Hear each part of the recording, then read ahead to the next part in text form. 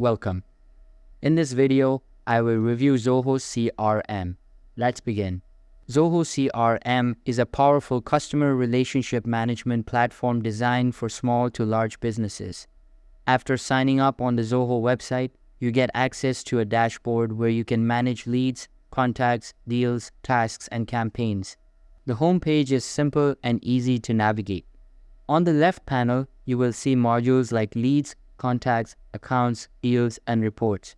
You can customize these modules based on your business needs. Creating a lead is easy. Click on the Leads tab, then tap the plus icon. Enter the required details such as name, company, email, and phone number. Once done, save the lead and it will appear in your list. Zoho also offers workflow automation, allowing you to trigger actions like sending emails, assigning tasks, or updating fields based on specific conditions. You can access these under the Automation tab.